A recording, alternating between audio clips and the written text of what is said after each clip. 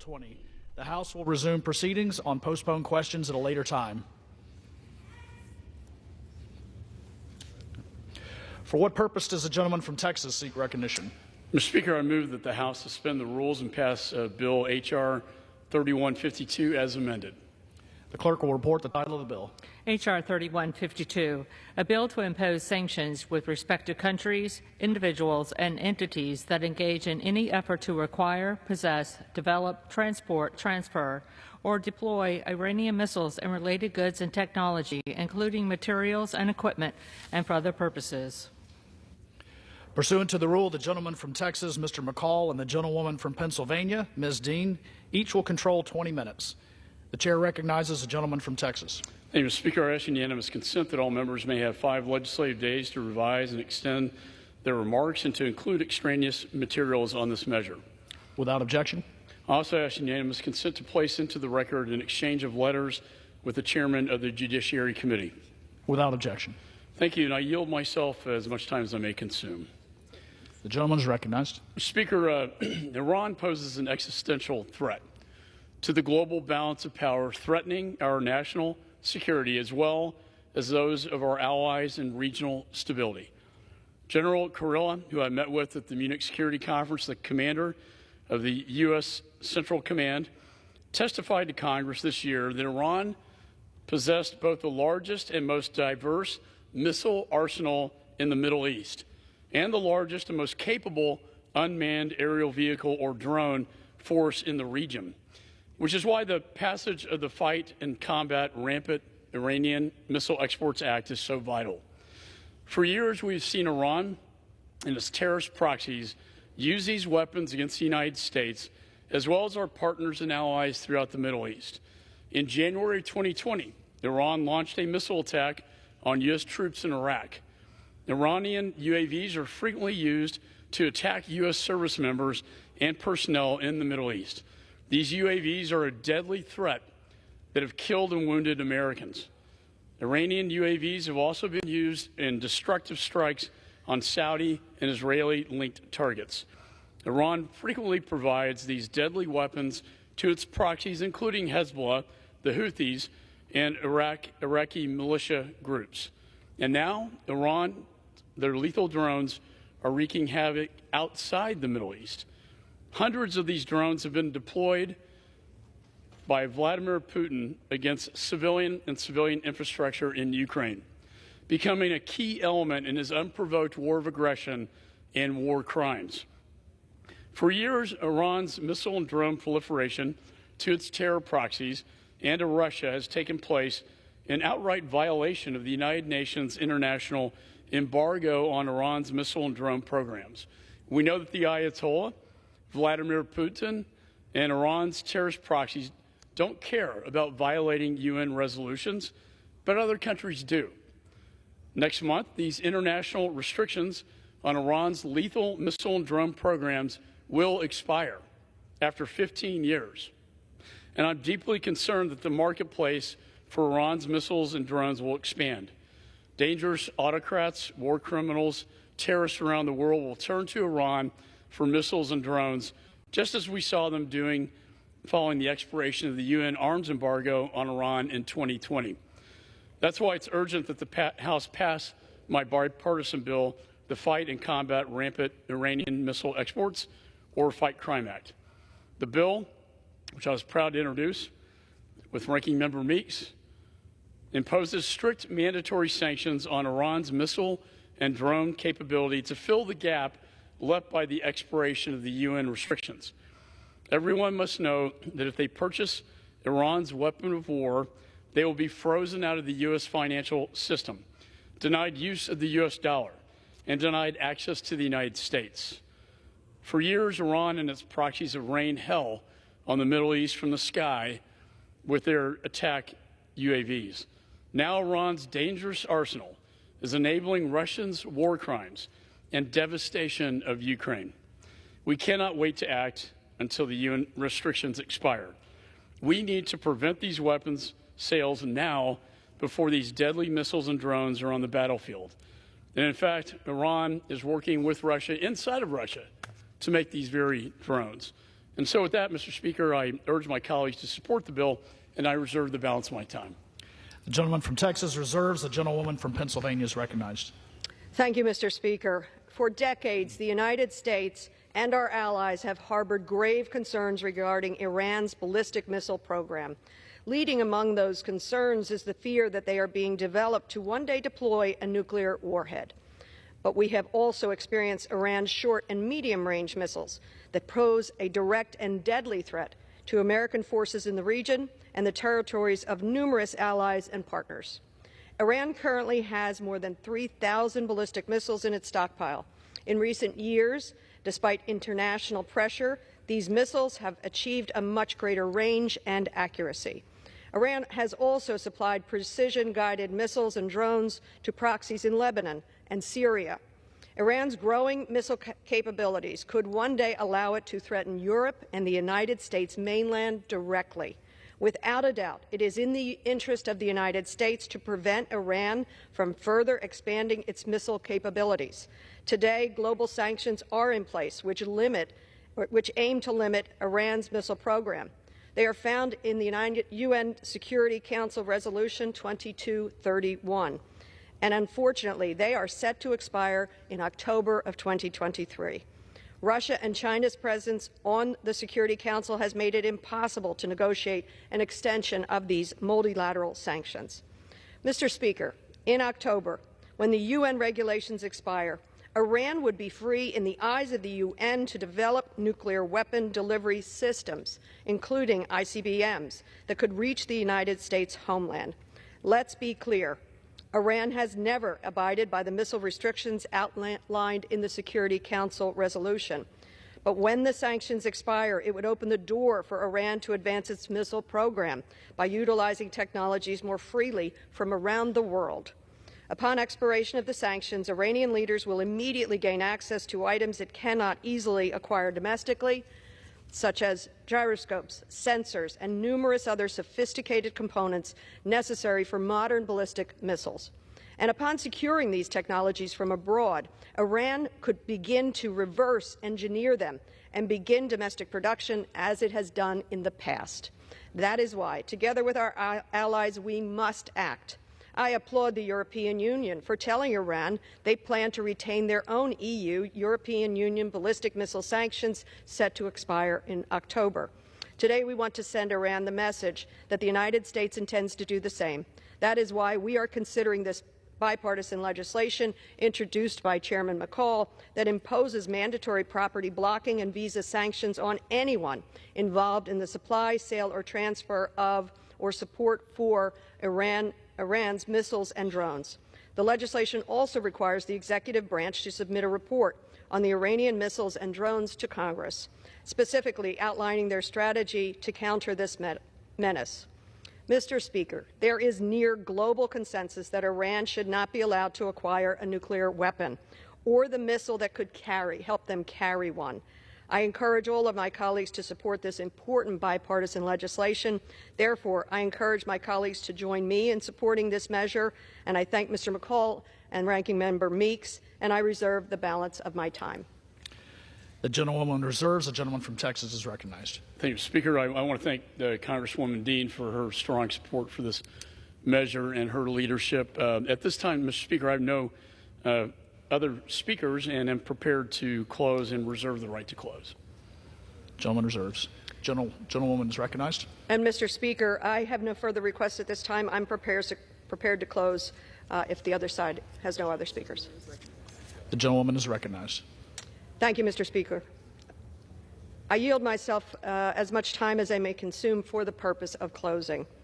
The threat of Iranian missiles and drones is real. The clock is ticking, and Congress, the United States government, and the world at large needs to act.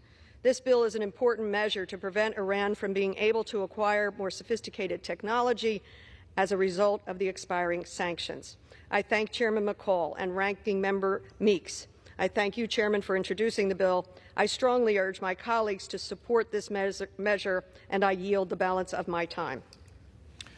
The gentlewoman yields. The gentleman from Texas is recognized. Thank you, Speaker. I yield myself as much time as I may consume. Despite what you may hear about partisan divides, our committee, I think, stands apart. This bill to impose sanctions on those doing business with Iran's missile and drone program was introduced by myself and the ranking member, Mr. Meeks, of the Foreign Affairs Committee. And it passed our committee unanimously. It has over 225 co-sponsors with a mix of Republicans and Democrats. Congress and the American people are keenly aware of the destructive power of Iran's drones, and we are absolutely committed to reining in this threat. We're united in delivering a bipartisan message to countries around the world: do not buy or acquire Iranian drones and missiles. Do not associate yourself with the IRGC or with Vladimir Putin or with Iran's terrorist proxies. Putin and the Ayatollah may try to ramp up their military cooperation, but we will do everything in our power to stop them, and in doing so, safeguard free democracies around the world. So with that, I urge my colleagues to support this bipartisan measure, and I yield back the balance of my time. The question is, will the House suspend the rules and pass the bill H.R. 3152 as amended? Those in favor say aye. Those opposed, no. In the opinion of the chair, 2/3 being in the affirmative. Mr. Speaker? For what purposes, a gentleman seek recognition? On that, I request the yeas and the nays. The yeas and nays are requested. All those in favor of taking this vote by the yeas and nays will rise and remain standing until counted. Okay. A sufficient number having risen, the yeas and nays are ordered. Pursuant to Clause 8 of Rule 20, further proceedings on this question will be postponed.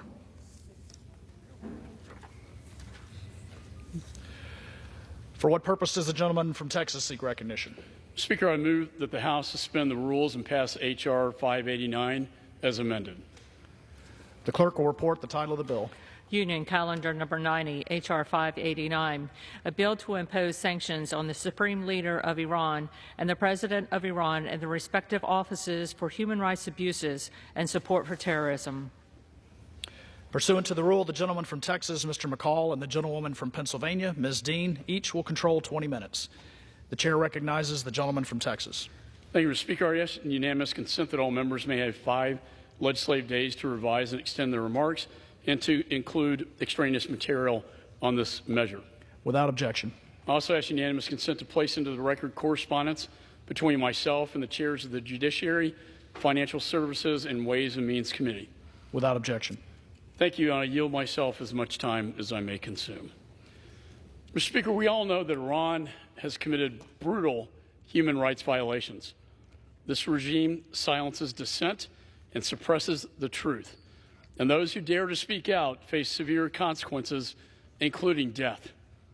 1 year ago, 22-year-old Mahsa Amini was murdered by the Iranian regime, the so-called morality police, while in police custody. Iran's morality police had detained her for a false crime unthinkable to most of us here in this chamber. The crime? Failing to properly cover her hair. The people of Iran were outraged by her brutal murder and by the range of injustices that the Ayatollah subjects Iranians to, day in and day out. This outrage led the brave people of Iran to rise up in peaceful protest, demanding change. Sadly, but not surprisingly, the regime responded with a violent crackdown against the protesters. They detained tens of thousands of their own citizens and killed hundreds of more. The regime choked off access to the outside world by blocking the internet. Disturbingly, violence and isolation is how they deny their own people their freedom and their voice. The international community has failed the people of Iran by failing to compel their oppressors to stop this abuse. We have many sanctioned laws designed to address Iran's regime's human rights violations. However, it is clear that many officials and institutions in Iran have not yet been sanctioned for their role in these abuses. That is why it is so important that we pass this bipartisan bill that was authored and introduced by Representative Banks from Indiana. We must require the President to formally determine whether specific high-ranking regime officials and institutions meet the criteria for imposition of our sanctions, and then act based on those determinations. The Biden administration has its own political agenda when it comes to Iran. This administration wants to broker a bad nuclear agreement with Iran and has made it clear that it is willing to sacrifice leverage in the form of sanctions enforcement to do so. My long-standing concerns only grew when we learned that the administration's chief negotiator, Rob Malley, was being investigated for problems with his security clearance. This administration must be transparent about these allegations and how they have impacted the last 2 years of Iran's policy. To the administration, I say this: we must not sell out the Iranian people to reach a bad nuclear deal with Iran. A nuclear Iran is simply not acceptable. We must fully enforce the laws on the books that we have in order to stop the grotesque human rights violations taking place in Iran. And that is why, as we approach the one-year anniversary of Mahsa Amini's tragic death, and it's so fitting that we do it here in this chamber this week, the Congress must show the world that we have not forgotten her, Mahsa, or the millions of Iranians who have experienced violence, oppression, and even death at the hands of the regime. So I urge unanimous consent for this measure, and I reserve the balance of my time. The gentleman from Texas reserves. The gentlewoman from Pennsylvania is recognized. Thank you, Mr. Speaker. Mr. Speaker, there is no debate in Congress about the nature of the Iranian government. The supreme leader of Iran murders, tortures, and abuses his own people. He denies Iranian citizens freedom and democracy. He guides proxy forces meant to destabilize numerous regional countries. He has threatened to wipe Israel off the map. And he is developing a nuclear program that has stockpiled enough highly enriched uranium for several nuclear warheads. I believe there must be costs associated with this behavior, and the United States is delivering those costs. The Mahsa Amini Human Rights and Security Accountability Act, or the Mahsa Act, is a bill that would require the President of the United States to determine whether high-ranking officials in the Islamic Republic regime in Iran should be listed under existing U.S. sanctions for human rights abuses and support for terrorism.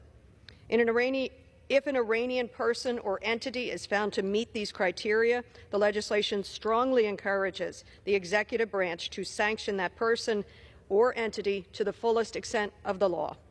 Foreign Affairs Committee Democrats understand the despicable nature of Iran's supreme leader and his regime and the need to hold them accountable. The supreme leader is currently sanctioned under EO Executive Order 13876, which blocks the property of the supreme leader and his office, as well as persons determined to have provided material support to the supreme leader or his office. As of April 20, 2023, 112 persons have been designated for sanctions pursuant to this order, 75 entities, 36 individuals, and 1 vessel.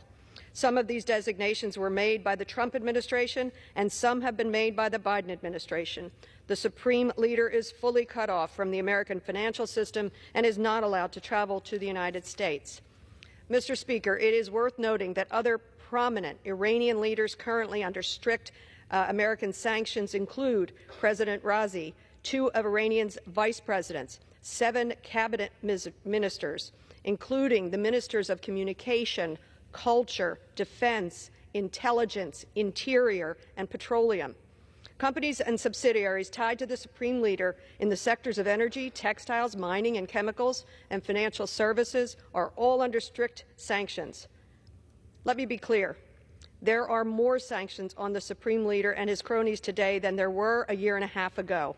Applying a maximum pressure on the supreme leader is an entirely bipartisan priority. We must always do more. Enforcement can be tighter. Legislation with transparency mechanisms such as the Mahsa Act provide value to the Congress and our Iran policy oversight efforts. During committee consideration of the Mahsa Act, I voted to move the bill to the floor, despite having reservations that the text, as currently drafted, could damage national security waivers found in the underlying statute.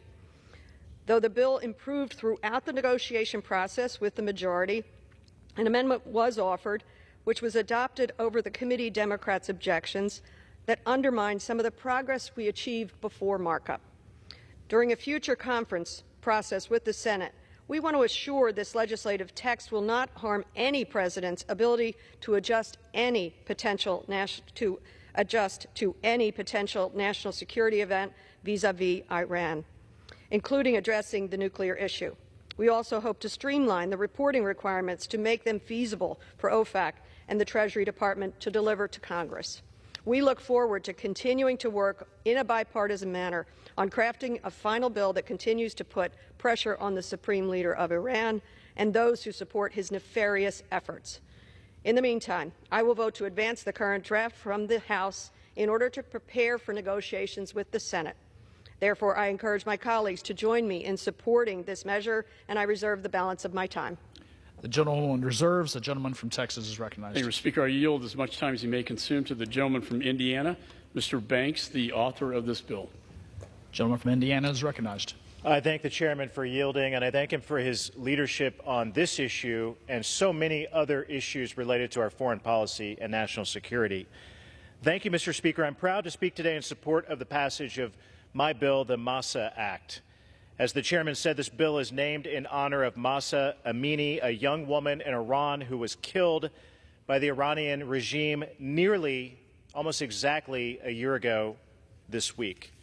Mahsa died after being snatched off the street and brutally beaten by a patrol of the regime's so-called morality police, all because she was not wearing her headscarf correctly in public.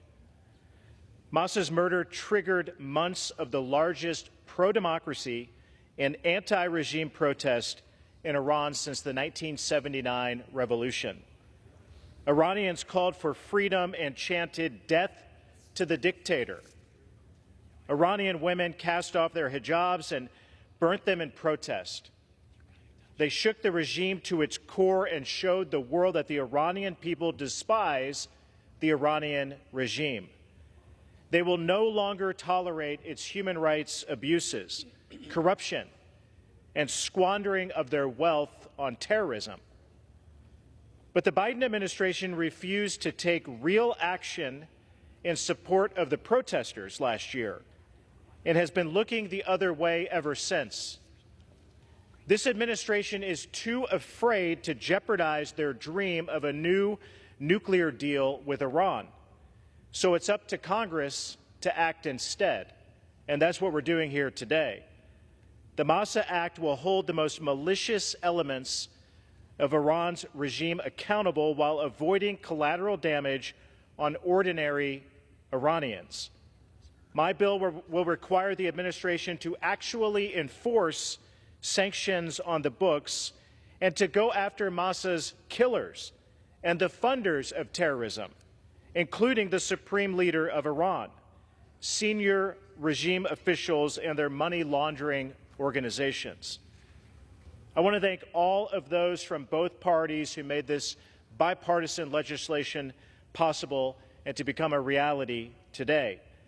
And more importantly, I want to thank all of those Iranian American groups here at home who showed their representatives how important it is to stand in support of the Iranian people and to finally take action to hold this brutal regime accountable. I call upon the Senate to immediately take up and pass the Mahsa Act.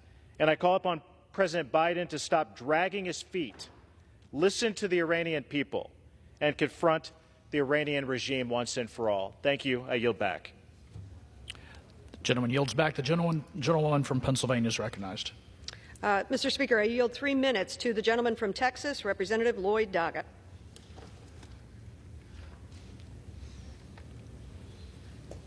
The member is recognized. Thank you. 1 year since the death of a young woman, Mahsa Amini, in Iran, 1 year during which revulsion to repression has given birth to so many courageous Iranians expressing their defiance of arbitrary restrictions on their freedom. But it's also been another year of torture and murder at the hands of a fanatical tyranny.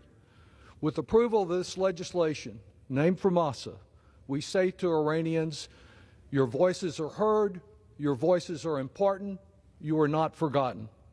And while the type of military action against Iran urged by fanatics outside of Iran would be disastrous and counterproductive, through this act we seek to use all other available means to hold accountable the cruel repressors in Tehran.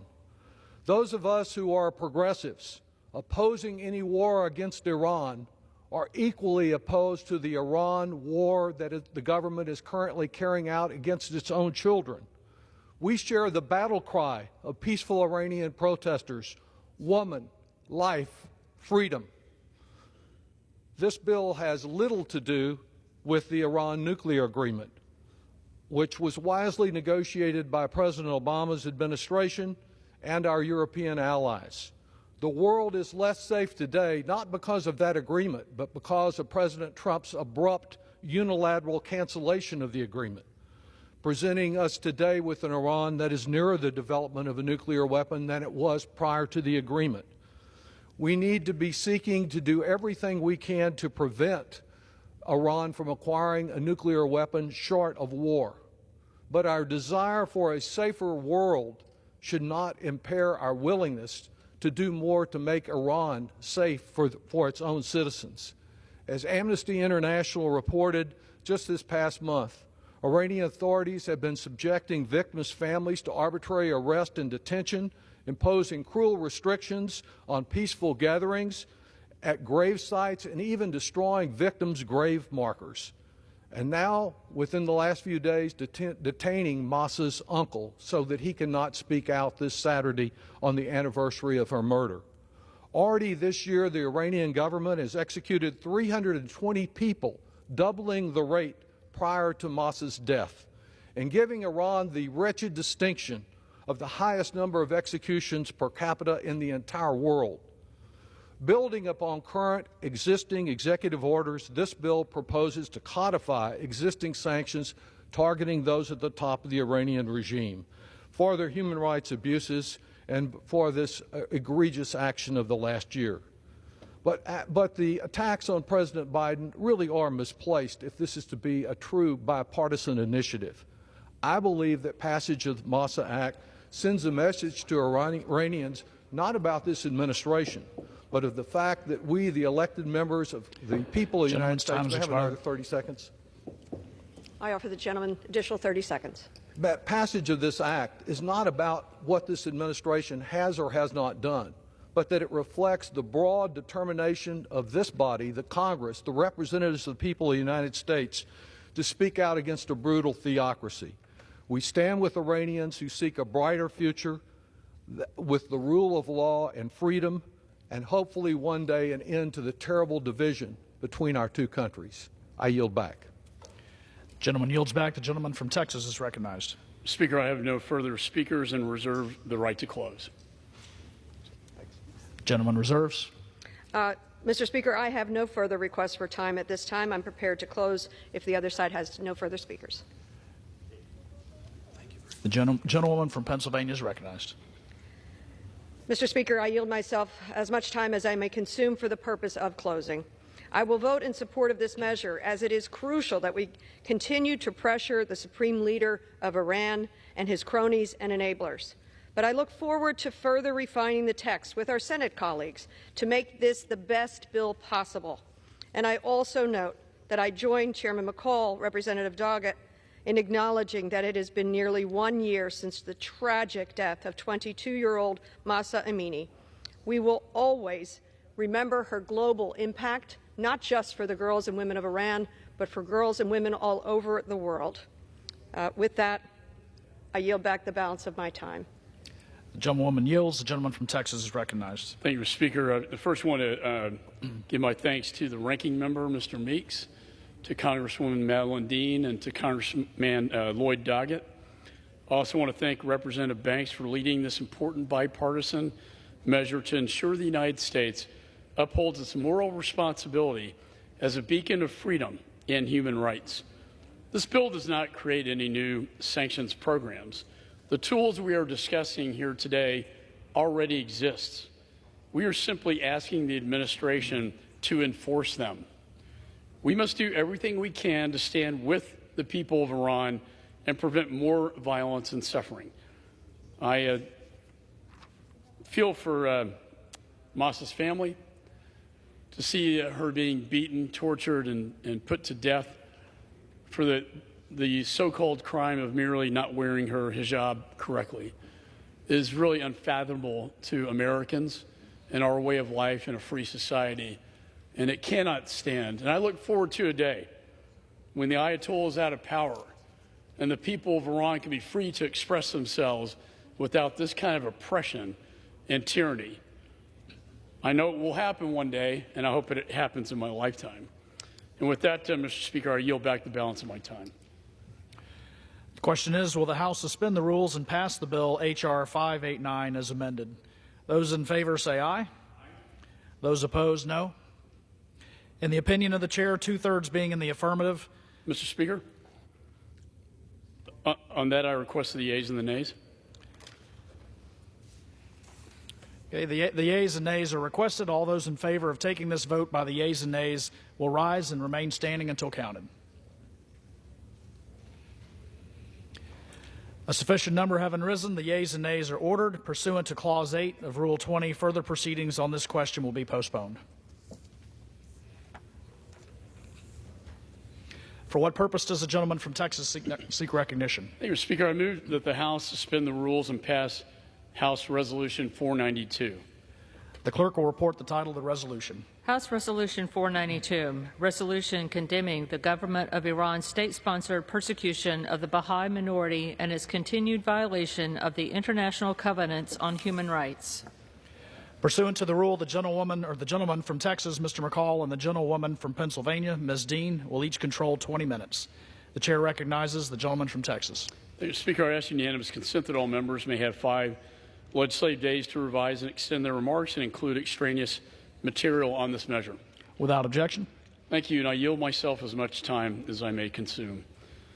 Mr. Speaker, as the Iranian regime continues to violate human rights, we must condemn the regime's state-sponsored persecution of the Baha'i minority and its other ongoing abuses.